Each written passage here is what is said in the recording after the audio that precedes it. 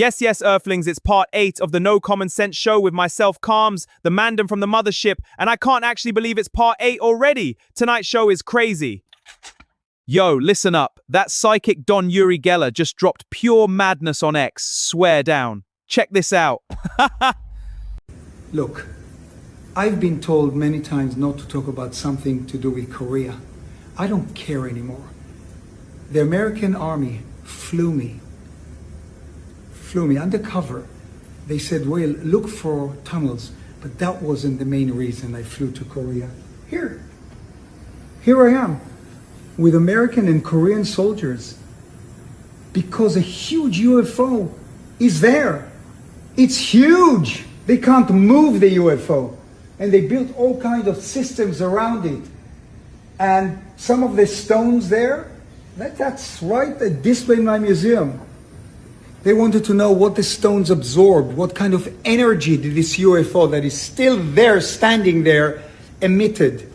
Listen, there's no doubt they're aliens. Wow, let me get this straight. A UFO crash landed, yeah. And it's so big they can't move it. So they call Uri Geller in to do what exactly? Check this, G's.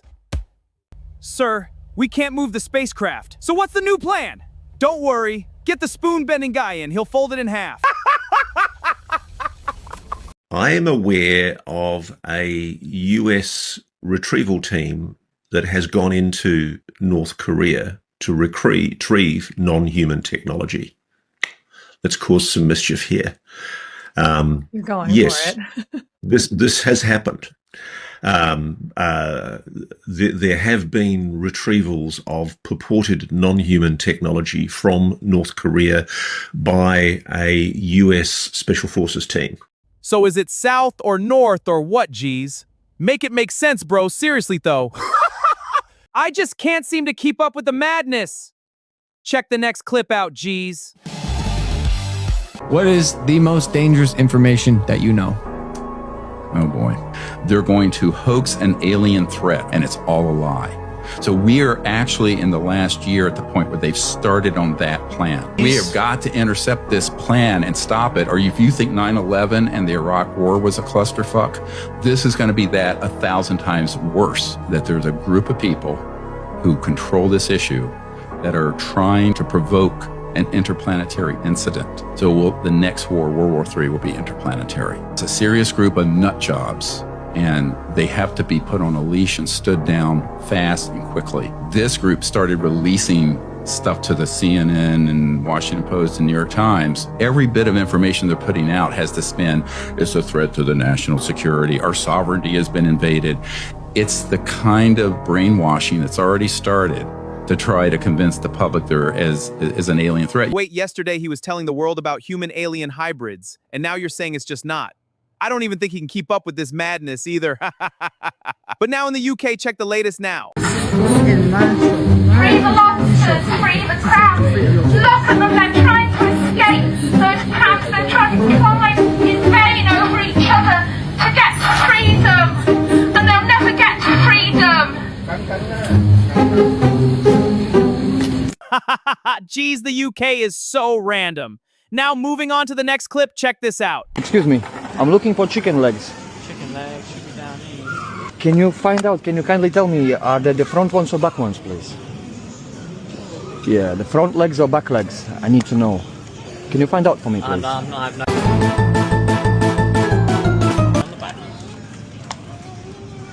No, it doesn't say at the back. But I'm looking exactly for the back legs, and I think one of you know, guys. Yeah. I don't know if any money. Wait here, give me a second. I'll just go try and find one. Wow, just wow. Need I say anymore? Check this next clip. Geez. Just to be super clear that, so, you know, you're not talking about like being able to go and have a cocaine cafe, but a cannabis cafe on a high street could be a reality under the Green Party. Well, it wouldn't necessarily be on a high street. There'd be a whole conversation there about planning and what the community wants. But with a harder drug, that's about making sure it's in the hands of a medical health professional. And if someone has a dangerous addictive relationship to drugs, do we allow them to buy those drugs on an illegal market or down a street alley? Or actually do we say a pharmacist? On the cannabis, and I know it would have to go through local planning, but in theory, you could buy cannabis on a high street, you could have a cannabis cafe on a high street. If that's what a community agreed to, and obviously it's going to be different on different communities. So just watch the interview about possible cannabis cafes in the UK. Not gonna lie, the debate's mad interesting. The supporters say cafes would boost the economy and cut crime. Opponents worry about public health. But in theory, it all sounds a good idea. But look at all the metals and chemicals that's in food. I wouldn't smoke that shit even if you paid me. But on 420, they arrested a man dressed as Mr. Bud D from the TikTok shop. You seriously couldn't make this up. Up next on the No Common Sense Show. If anyone thinks I'm fucking joking here, look how many times it was wrapped up.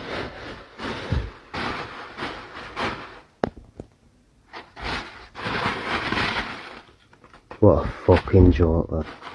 Fuming isn't the word. Nah, that's bad, bro. Man didn't get a plug, he got a snack supplier. Straight up turned the whole deal into a Tesco Express on legs. It's starting to come a bit obvious the world's lacking common sense. Like, why wouldn't you search the bag before you buy, bro?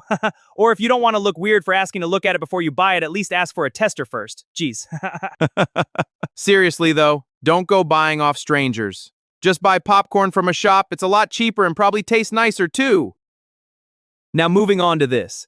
My man thinks NASA's own flight maps accidentally prove that the Earth doesn't move at all. He believes they outed themselves. Here is exactly how he breaks it down. They give us a map of their flight path. And I want to go over it because their flight paths alone debunk the version of creation they've already given. This has taken us back to a flight path from 1967, well before they destroyed the technology that was able to help them do what they allegedly did. And you see on the left here, you have the globe Earth, and they are drawing out the rocket's launch here from Florida, going up, looping around, all the way around, going to the moon, getting smaller and smaller as it goes, cartoon, all the way there. This was their flyby, very similar to what they're claiming to do now. And you see, they fly around and they land on the moon, according to their own wisdom and their own charts. Then you see, there's no takeoff from this moon. There's another moon over here. The Earth doesn't have two moons.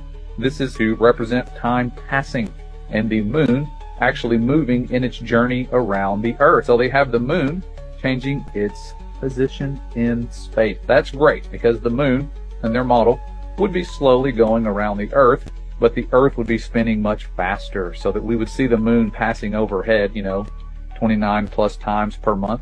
And so they have the moon moving as it would on their model around the Earth very slowly. The problem isn't with that. That's okay, because then you have them taking off from the moon, flying back to the Earth. The problem lies, and their lies, what they've already said about the Earth, like the moon in their model, would be in motion. On their own illustrations, the moon is in motion. The Earth is stationary. And for many years, when I was picturing their trip, back when I believed in the globe model, I saw it being a lot like this, with it just leaving the Earth, going to the moon, and coming back. The problem is, if that's what they want us imagining and believing in, they're already putting us back on a geocentric Earth, an Earth that is not moving while the moon is in motion. They are messing up their own model already with their flight paths. 490,000 miles per hour through the galaxy. It's 8,166.666 miles per minute. And then they have us going around the sun at 66,600 miles per hour. It would be greater than the distance of Earth's diameter through space in 1 minute. The Earth would have moved over 12.8 million miles around the sun and over 35 million miles through space. Nothing can keep up with those speeds that we have. If we apply the same line of thought to the Artemis mission, we would see this 10-day journey would have the Earth traveling more than 134 million miles in a curved path. And you combine all the distances in miles. I don't think anyone ever on board would have survived. That is crazy. Yo, check my man out. Spending hours doing some aggressive space math, and his masterpiece looks like a giant knob. Man, I can't do this anymore. Seriously. My brain actually hurts. But now this next clip is bound to shock you. Like, it really don't make sense. And you can go look it up for yourselves. Now, someone please explain to me how this is even possible. It literally doesn't make sense. Now, I know most people know the music artist Taylor Swift. And she was born in 1989. Check this, yeah.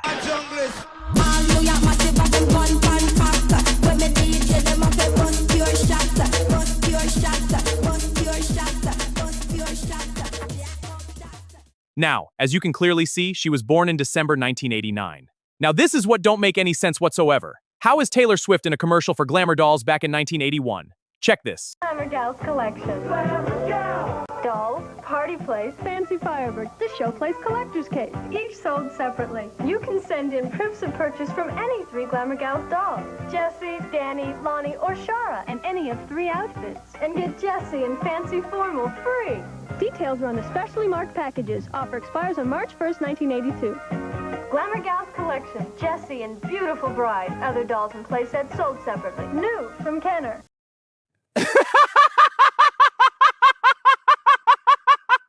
You can't say that don't look like her, geez. Now, this is for someone who needs to hear this right now. I've seen so many people online all saying how drained they feel, low energy, tired all the time, fed up, bored, and I truly get it. But what you need to realize is you're drained because you're playing the hero for people who wouldn't save you, G. You seriously have to be selfish with your time and energy. And no, that doesn't make you a bad person. It's called being loyal to yourself and thinking about your well-being. Because there's only so much a human being can take mentally before they break down. And yo, you made it through moments you thought would finish you. You kept showing up even when you were exhausted and hurting behind the scenes. Most people would have quit in your shoes. You kept pushing when everything screamed at you to stop. If you're still here and still trying, be proud of yourself. You're a soldier and you're built for whatever comes next. My brain is already hurting, bro. But if you thought that last clip was madness, this next one is gonna completely spin your jaw. Check this one out, G's.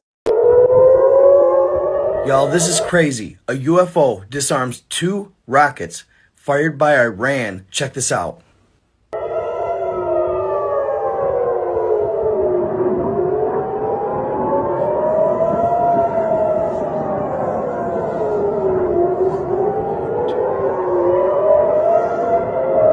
Wild stuff. It literally hovered there, waited for the rockets to get near it, and then completely disarmed them. Who was manning that UFO and where it came from, nobody knows. But it was clear that UFO made those rockets look like child's play. You can clearly see a light hovering and then zoom from one side of frame to the other. I literally thought it was obviously a drone, but it's way too fast for a drone. I told you my head hurts. And up next on No Common Sense Show, Pure Madness, a real remote viewer exposes who is actually watching us. What happens if our tech gets too reckless? Lock in. We may figure out that multidimensionality is a way to jump from star to star. You disappear out of this reality, you reappear in it in some other place. Simple way instantly to go from one star to the other. Maybe that's how we're being watched. I don't know. I just know that I got this feeling, it's in my gut as a viewer, remote viewer. I'm feeling some big discovery is coming down the pike. And that big discovery is we're being watched very carefully to see what we do with it. And if we do the same thing, we just say, okay, we can, let's do it. We may be, in fact, learning to jump from star to star. And if we're still considered to be children playing with matches, which we are when it comes to atomic energy, would we appear to be a definite threat to other peaceful societies or entities somewhere? Yes. So what happens when that occurs? You're perceived as an extreme danger. I'll tell you what I think happens. You get knocked back to sticks and stones.